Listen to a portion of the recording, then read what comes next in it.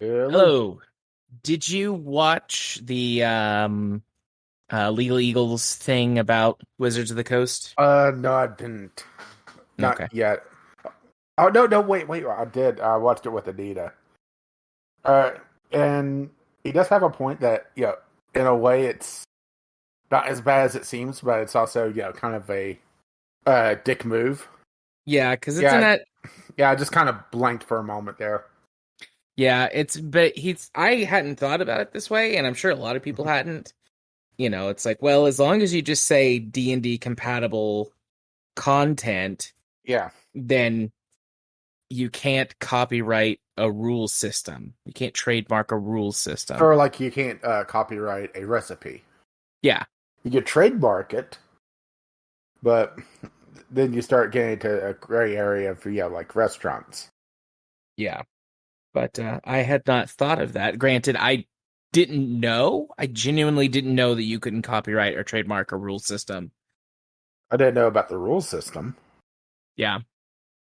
Because he was saying you can't trademark or you can't copyright an idea, and rules are basically serve as an idea for how to do something. The only thing that they can kind of copyright is the specific wording. Like if you made an exact copy of the rules, without changing anything or making super minimal changes, the whole like a student plagiarizes something and then just like changes some of the thes or whatever, Mhm. then that could be seen as like copyright infringement. But otherwise, yeah, you can't, according to Legal Eagle, you can't copyright rules. Which I believe Legal Eagle knows what he's talking about. The only thing is I don't trust a company like. So I did some double checking, and Wizards of the Coast is estimated to be worth $1.5 billion. And it's owned by Mattel, and I don't fucking know how much Mattel is worth. A lot more than $1.5 billion. So when a company that big decides they want to do something, you're almost certainly going to get screwed over. But here's hoping. Actually, I did think of a story. Uh-oh. Right. Yeah, it's not like a major story. Uh, it's not a Sarah story, but it will remind you of a Sarah story. But Old divot thumb. old divot thumb, yeah. But more sad. So I had a client yesterday who is, I believe, 14. He might be 13. Um, I've met with this client for about 4 sessions, and starting to get into some stuff. And he makes a very offhanded comment about how much Joe Biden sucks. Oh boy. And my first thought is like, okay, he's a youth. Generally speaking, the youth are much farther to the left than their, parents and so on and so forth. So maybe he's going to criticize Biden from a leftist perspective. I don't expect he's 13 or 14. I don't expect him to articulate it perhaps On the that well. global scale of politics, Biden is on the right. True, very true. But I do, I don't expect him to articulate it that well. But maybe for him to complain about how he didn't push harder for more student debt relief or other types of reform, or hasn't reduced meaningfully drone strikes around the globe, stuff like that. But it wasn't. It wasn't to be. Conservative. Yeah. He regurgitates some talking points, and I said, who in your family talks about politics this way? And he's like, oh, my mom and my dad. I'm like, I see.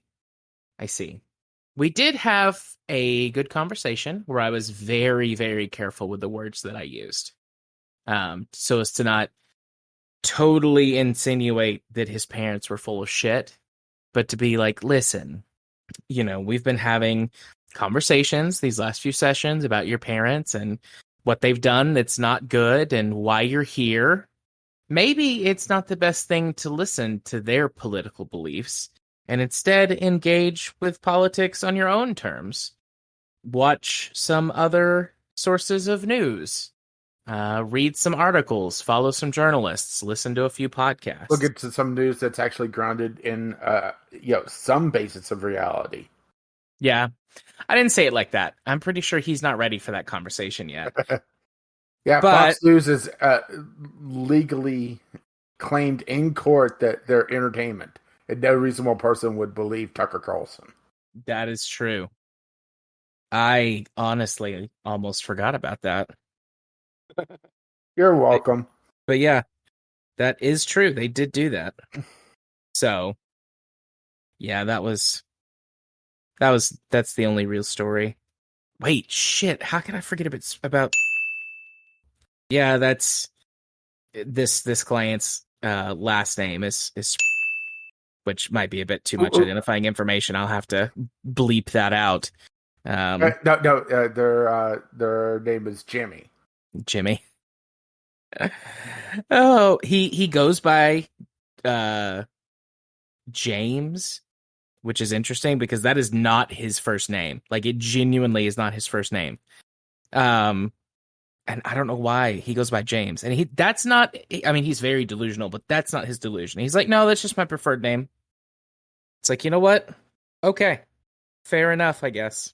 I mean, with the surname, can't blame him. Yeah. Unless you're like a baker, you know. Now that would be a badass name for a confectioner, you know. Yes. Although, what if you're a butcher or a baker or not a God damn it, I fucked it up. I mean it is the butcher, the baker, the candlestick maker, but I was gonna say, what if you're a butcher, not a baker, or perhaps a candlestick maker? Then Well, if what? you're a butcher, then you're in charge of dry brining. Touche. But anyways, he is delusional. The sort of delusions that he has are things like, ah yes, I invented cars. Specifically, I was Henry Ford. I traveled back in time and I killed Hitler. Like those types of delusions pop up. Um, Oh, in case it usually makes you crazy. usually we get one a session. He's honestly a very oddly intelligent man. Like you will be having conversations with him where that like he's got a college degree in engineering. Up until whatever caused him to break with reality. He was an engineer, so he's a very intelligent man. And then it'll be like, oh yeah, and then the aliens, when they came down and landed, that wasn't at Roswell. The government wants you to think it was Roswell, but it wasn't. And it's like, oh, Oh, it's okay, Albuquerque. isn't that Men in Black? Like, isn't that where the aliens land in Men in Black? Oh, was it the first contact was like Iowa or something? It was like just some random back road. Oh, maybe it was. I really don't remember. I haven't seen Men in Black in forever. Like that just sounded correct in my head when you said that. But anyways, today he sits down in my office and immediately starts talking about occult stuff. Oh no. Like the entire time talking about succubus and Well, succubi and well, hey, incubi. yeah, guys got to have a hobby. I guess so. But like demons and devils and Satan and something he keeps calling headhunters. And I'm partly joking and partly not. It sounds like some of the people I run into towards the end of grocery shopping when the fundies come into the grocery store. Yeah, no, you're correct. But this guy has been legitimately diagnosed. But like I've never seen him that delusional before, so I don't know what happened, like if something triggered that or like whether it was as simple as like he saw, you know, a vampire movie or something, you know. Borealis. Yeah, or if he had, his medicine's not working or if he stopped taking it or what, but yep, that was my session with him. Yeah, Mr. Beep. Yeah, Mr. Beep. I'll forget. I'll forget to take it out. Watch. It'll be weeks and I'll forget and I won't go back and I won't listen for it. Leave a text message for yourself or something, Yeah. Yeah, the thing is that there's a few really, really hardcore fundy groups around here. I mean, during COVID, they, they were the ones that would just, drop like flies whenever, someone coughed, right? Yep. Because And of course, you right? love to see it. Or is that just me? I mean, they are closer to Jesus now, That is true. That is true. They but did get to meet their maker. like I would say about once a month, maybe like once every like 6 weeks or so.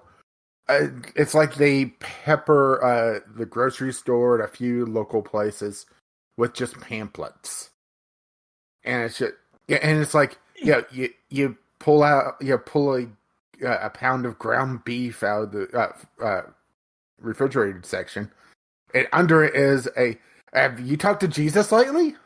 When I was a kid, And it the just I mean sorry when I was a kid, the church that I went to, my parents made me go to, did that sort of shit. And even as a kid, even when I did believe that Jesus was my Lord and Savior, I was like, this doesn't make any sense. No one's going to read these. They're just going to throw them in the trash.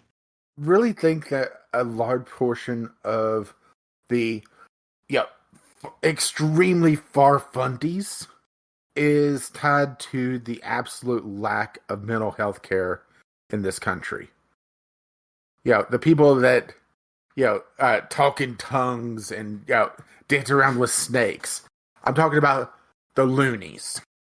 Yeah. Or the more loonies. If you feel like we're insulting your religion, good.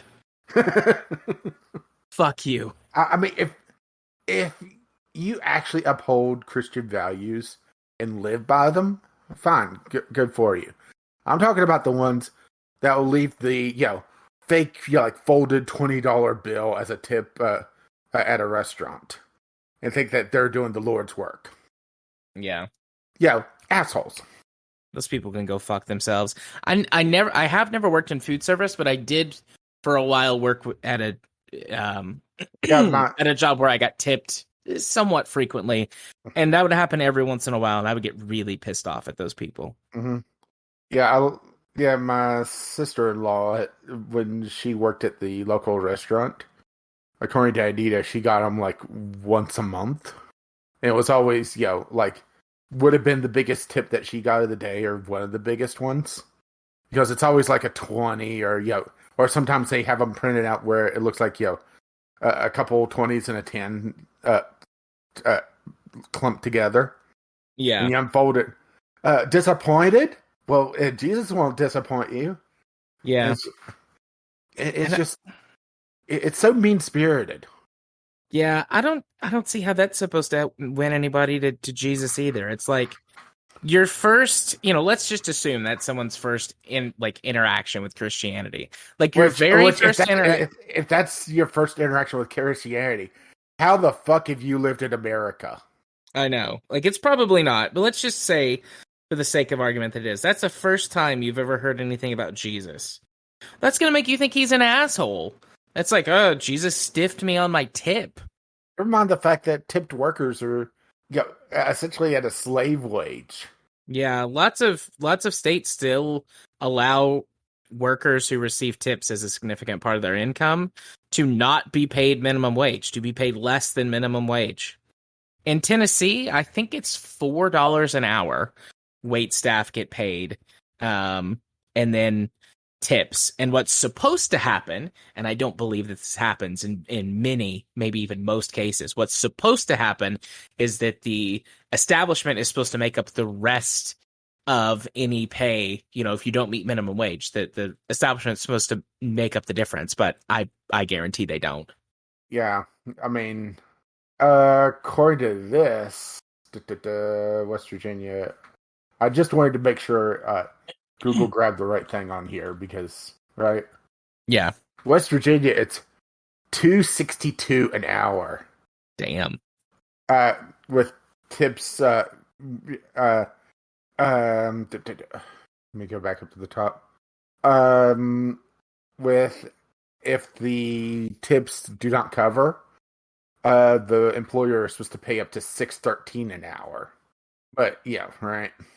Damn, so you can still make less than minimum wage. Hmm. Yeah, Tennessee requires you pay it. You can make 70% of minimum wage. Yep. Tennessee requires that you pay up to minimum wage, which is the federal minimum wage, which is what is that, 7.25 an hour? It's just what the fuck, right? Yeah.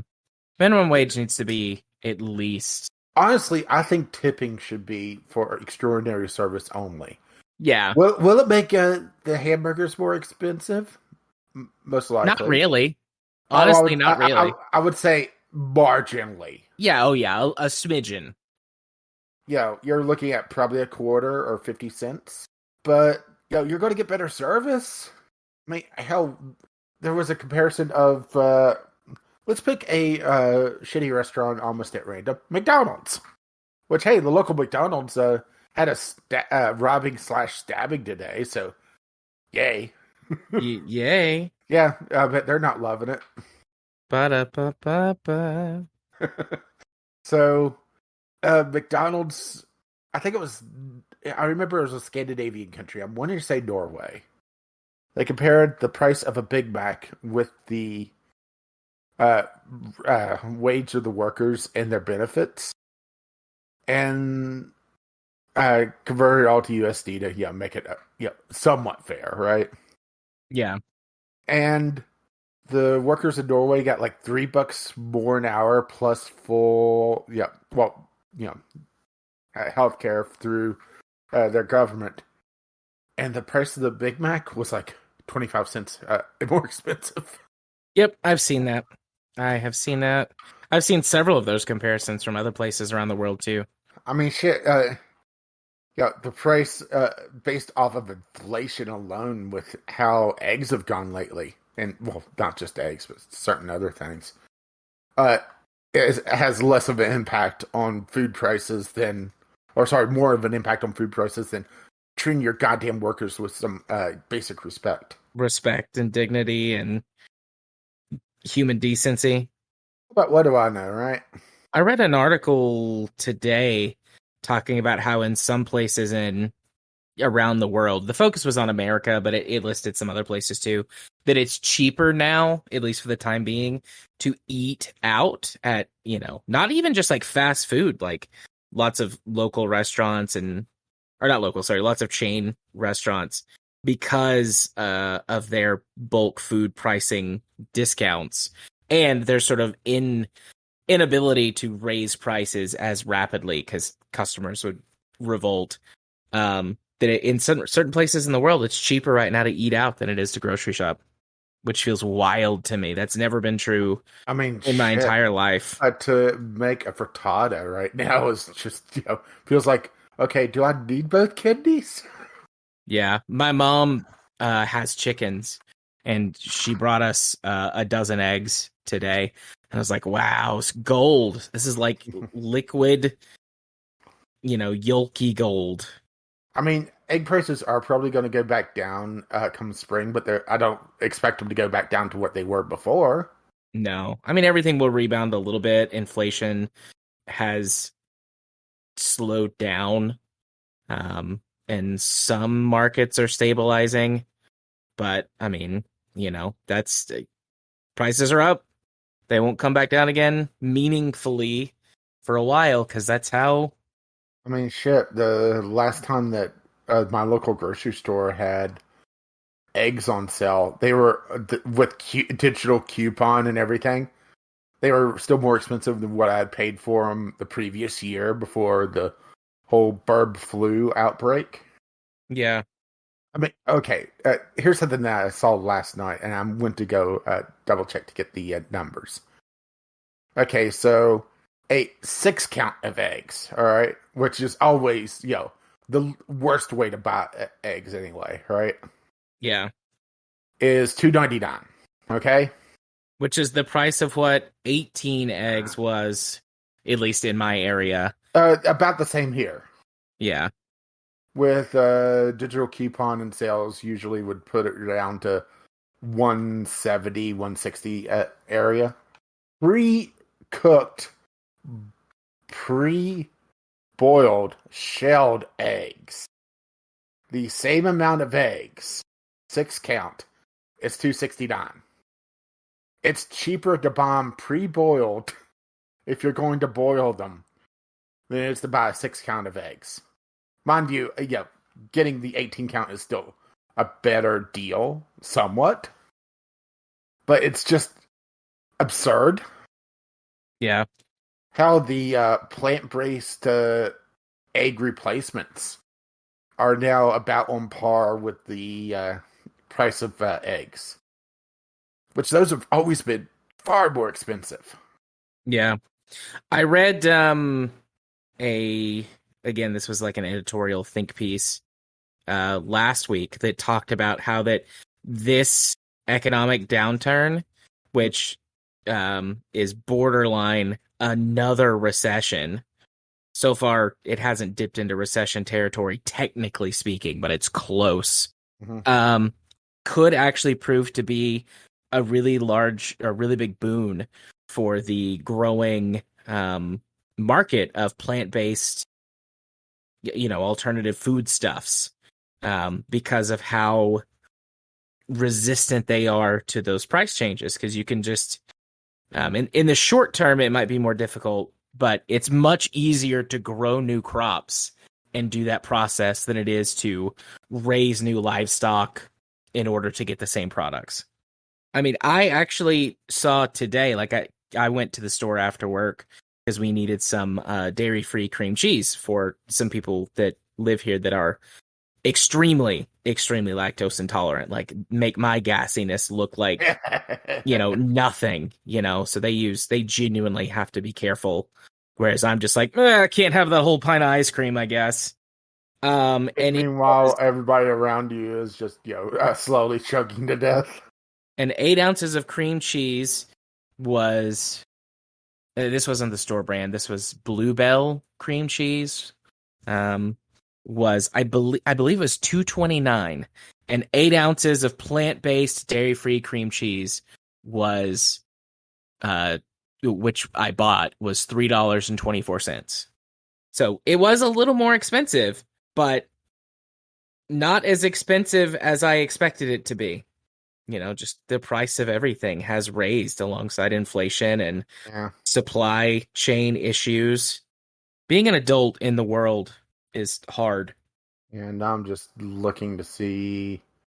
Yeah, my local store doesn't really have a lot of options when it comes to dairy-free cream cheese. So there is that. 2-pack of cream cheese is $3.29 right now, which is still, way up. Yeah. I have a feeling I'd freak if I go back into my, order list since, everything is tied to the store account and look at previous orders for where I bought like cream cheese and shit.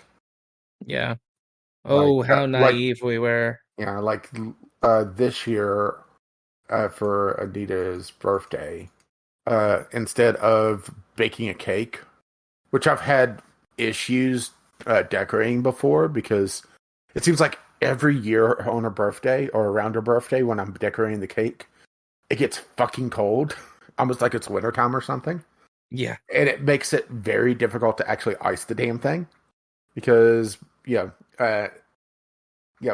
if you're mixing something, you're introducing heat via friction. So once it cools down in a cold kitchen, it goes from, the proper consistency to this is way too thick to, oh God, it's tearing the cake. Right? Yep. I've had those moments. And I will admit that I'm a bread baker. I'm not a cake baker. And I'm not great at decorating cakes. So, it's the added difficulty that, so this year, trying to figure out what to do, instead of actually making a pie, well, a no-bake peanut butter and chocolate pie, to, try something different. And also, since eggs are so fucking expensive, and I think you'll appreciate the name, it's called the Fat Elvis. You're right, I appreciate the name. It's peanut butter, chocolate, and banana, with bruleed bananas on top. So that is the Elvis special. Well, it's not, deep fried. Did he deep fry those like banana and peanut butter and vanilla? Well, grilled peanut butter and banana sandwiches were always like the legend. Oh, it was But, grilled. Okay. but then you have the fool's gold sandwich. Uh, Yeah. that is literally a loaf of bread, hollowed out and filled with a jar of peanut butter, a jar of jelly. I mean, Delicious. there's a reason why. There was a reason why there was Fat Elvis, Oh yeah. and also rather fitting that he died of essentially an intestinal blockage leading to a heart attack because too much peanut butter and drugs. Don't forget the drugs. Oh yeah. And the booze. I don't. Peanut butter's fine. I like a lot of stuff made with peanut butter, but just like to put just straight peanut butter on stuff every once in a while. But I'm just not a huge peanut butter person. Adita has, as kind of a pick-me-up sugar rush in her classroom, a jar of peanut butter and a spoon. Yeah. I like probably my favorite kind of butter. Like in that, my favorite kind of nut butter is probably almond butter, actually. Although I really do like cashew butter as well. Cashews are my favorite nuts, though. Well, their sunflower butter is really good. I've never had sunflower butter to my knowledge. Uh, it has a issue with holding together. It doesn't hold the emulsion quite well, so it does break with the sunflower oil coming out. Yeah. But it is it has that sunflower taste, obviously, but it has a lot more delicate of a flavor. And technically, I guess tahini would be in that list as well. I've also never had tahini. Tahini is sesame seeds. Uh, Essentially an emulsion made of toasted sesame seeds in, canola oil. Gotcha. Yeah, I've never had tahini. Now, I have heard of tahini before. If you had now. hummus, you've had it. Oh, okay. Well, then, yeah. I don't like hummus. Well, it's a minor component in hummus. Okay. It helps build the emulsion in hummus, and to help kind of cut it. Yeah. Nope. I don't like hummus. Which really depending on the how thick the tahini is. It's either a butter or a dip. Well, now we've kind of talked about food for like 20 minutes. Go back up the Fraken content. Yeah. I guess I should pull up the topics list. I mean, it's the VGL Game Awards Part 1. Yeah. What's today's date? 17th. Today. Current day, current year. Yeah, and if you want, we could do Part 2 Sunday. That way we could resume normal episodes next Tuesday. And, either push out a secondary episode in between the two, or I'm not sure how editing that will go. Oh, I mean, it would be fine, because I would edit it probably Monday night. Monday nights is one of my, rest nights during the week where I don't do anything. Because or don't plan whenever on you mentioned it, it was like, oh shit, we talked about that. If things went to how we planned it last year, we would have recorded part 1 Sunday the 15th, and then part 2 tonight for a combined episode Friday. Yeah. But I completely brain farted on it. I mean, I did too. I was just thinking about it this afternoon, it was this morning. I was sitting there and I was looking at my list, putting in my last couple of things. And also the Called It Award. Is it our prediction for the year, or something that happened this year that we expected? Because that's something that we never... the Nailed It Award. Because we both kind of... Yeah, I was thinking one thing, and then you had Diablo Immortal. It's like, oh, right. Well, so my thing for Diablo Immortal was, we talked about it a lot, and we said that Diablo Immortal was going to be a huge failure. It was going to be a flop. It was going to be a microtransaction hellhole. Yeah. And then it came out, and it was a huge flop, and it was a microtransaction hellhole. And it was both critically and... mine, after seeing how you interpret it, I went back and instead of doing a prediction, Stadia shutting down. I mean, it was kind of the obvious one, right? Yeah. I don't know. I suppose there's multiple ways to interpret that, since we Yeah. didn't set up a. Yeah, which that works, right? Yeah. And I went and duplicated the thing. Oh, for next year. Yeah. Good thinking. And left us a note. Record parts 1 and 2 on the same week, idiots. Thank you. Maybe we'll get it this year or this time. All right, so I'll set this up like how I've done before. We'll do block 1, block 2. All right. Do you have? Okay. Well, do you have Audacity up? No, I'm just sitting here looking at Audacity. Yep, Okay. lovingly. Sweet. Ready to record in 3, 2, 1. Record. And for the sync, 3, 2, 1. sync. You gave a long count there, so yeah. So I said 3, and then you were late on 2, or it was late getting back to me. So whenever I hear yours, I count 1, and then I say my next thing. So either I was late, or I was watching Audacity, and I was watching the counter. So, right? Yeah. Might have been lag too. Blame it on the lag. Goddamn Nintendo can't build a network to save their life. The question is, though, did you lag since you were talking about being sleepy? Like, is this you? Are you having technical difficulties? No, I've rebooted. I have caffeine. Okay. All right. Game face?